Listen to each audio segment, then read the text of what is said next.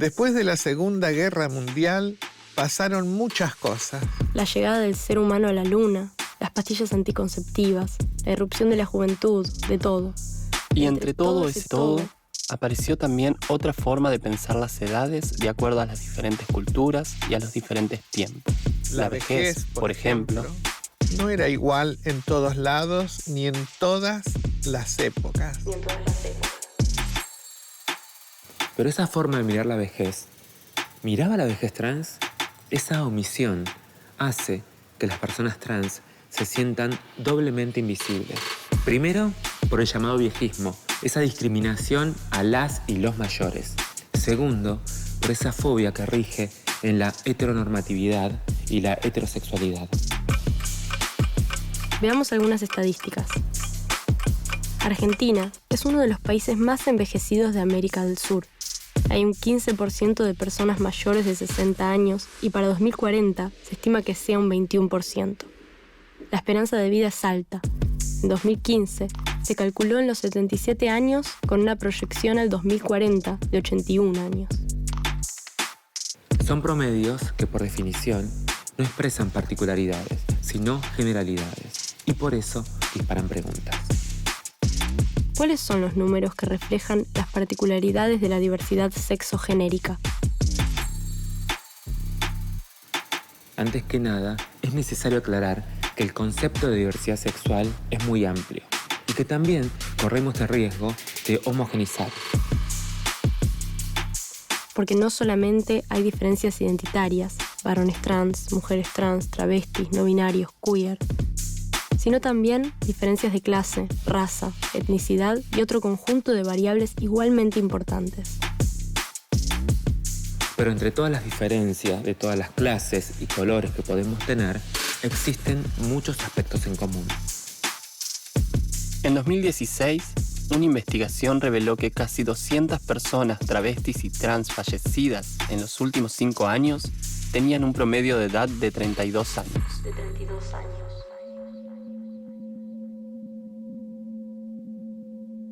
Un número tremendo y muy parecido al que arrojó la Comisión Interamericana de Derechos Humanos. El 80% de las mujeres trans asesinadas tenían menos de 35 años de edad. Tenían menos de 35 años de edad.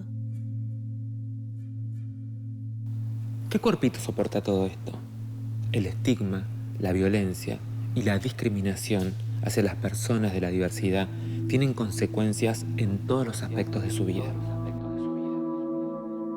Historias de rechazos dentro de sus propias familias, migraciones hacia lugares sin dedos acusadores, deserción escolar, falta de salud por miedo a la consulta o constantes puertas cerradas en trabajos formales.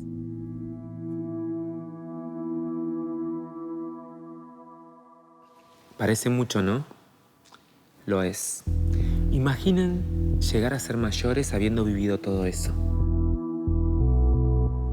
Muchos estudios advierten una mayor presencia de cuadros depresivos e ideas suicidas en las personas mayores de la diversidad sexual.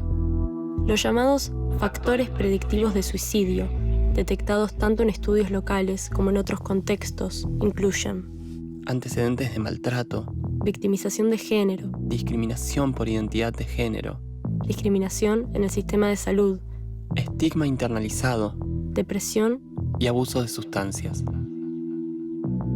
La desigualdad que expresa la esperanza de vida al nacer de la población trans y la expectativa de vida de travestis y mujeres trans advierten lo difícil que es envejecer para todas estas personas.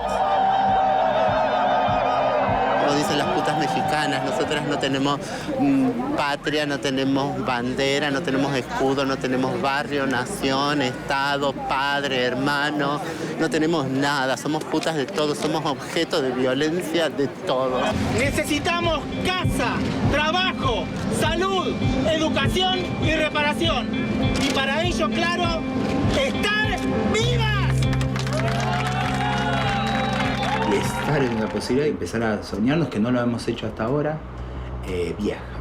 ¿no? Con esa posibilidad, inclusive de mirar desde los 50 y pico años que no hay nada que se esté construyendo o se esté pensando para construir para la vejez trans-travesti, que no va a ser la misma vejez trans-travesti que cualquier persona.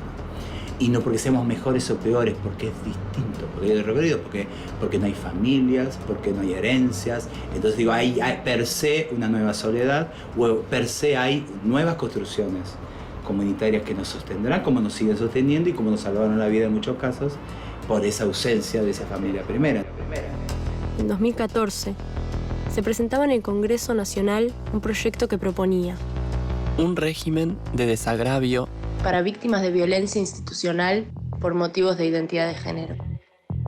Últimamente, Susana, es increíble el despliegue policial para seguirnos, para esperarnos a la salida de un boliche de nuestras casas. A uno baja de un taxi, Susana. Es increíble. El 2F es segundo F es ropa opuesta al sexo en la vía pública. Quiero que se saque ese dicto y quiero integrarme a la sociedad, quiero estudiar y quiero trabajar. Quiero tener una posición digna, quiero tener una cobertura médica y quiero tener una jubilación, porque terminamos viejas y en una pensión quizás de lo último. Es un país que se aprecia democrático y mantiene estas normas. Esta es la contradicción y por eso manchamos al Congreso a pedir que se deroguen estas normas discriminatorias denominadas edictos policiales. La ley de reparación habla de esto, ¿no? Reparar lo que está roto. Y a mí me rompieron mi vida, me la rompieron. La propuesta fue una idea original de Marlene Guayar y contó con el impulso de Loana Berkins y Diana Zacayán, 3 activistas fundamentales en la lucha por los derechos de las personas travesti trans. Las personas que podemos llegar a entrar dentro de los parámetros de la ley, que estamos vivas, las sobrevivientes, somos un puñado ínfimo respecto de las que han fallecido, las que han muerto, las que han desaparecido. El proyecto propone resarcir con una pensión agraciable a aquellas personas travestis y trans mayores de 40 años que hayan sido privadas de la libertad por causas relacionadas con su identidad de género, como consecuencia del accionar de las fuerzas de seguridad federales. Judicial o del Ministerio Público de Jurisdicción Nacional o Federal. Serán beneficiarias indiscutiblemente las personas a las que se les haya aplicado los incisos F, H e I del artículo 2 del derogado Reglamento de Procedimientos Contravencionales del edicto policial dictado por la Policía Federal Argentina. Un poco de luz para tanta oscuridad y de voz para tanto silencio. El proyecto decía: extendemos la categoría de víctimas del terrorismo de Estado a las personas trans cuyos cuerpos e identidades fueron objeto de persecución directa por el Estado en dictadura y democracia. En dictadura y democracia. La ley es una ley por los crímenes de lesa humanidad cometidos por un Estado para una comunidad en particular. En el año 2015 ocurrió el travesticidio de Diana y el fallecimiento de Loana. Yo insisto que hasta que no sea presidenta de la Nación y diga la locutora a continuación, hará uso de la palabra la señora presidenta doña Loana Berkins. Y si se me quiere imputar, que se me impute por mis malas o buenas acciones de gobierno, no por mi condición de travesti. Nos invitan, digamos, a gozar de los derechos económicos, políticos y sociales a partir de ser reconocidas como, digamos, sujetas de derecho. Pero, digamos, hay todo un daño que se ha causado contra nuestro colectivo que hay que repararlo. Ese año, la iniciativa volvió a ingresar a la Cámara Baja, con el apoyo de más de 30 organizaciones de derechos humanos, en el marco de la campaña Reconocer es reparar. El lema de la campaña es: nuestra venganza será llegar a viejas. Yo quiero morir de vieja, con una vida feliz y sin violencia. La venganza será llegar a viejas. Mientras la vejez es combatida a diario por distintos discursos, cirugías plásticas, modas impuestas y cremas rejuvenecedoras, el movimiento travesti la vuelve un orgullo político.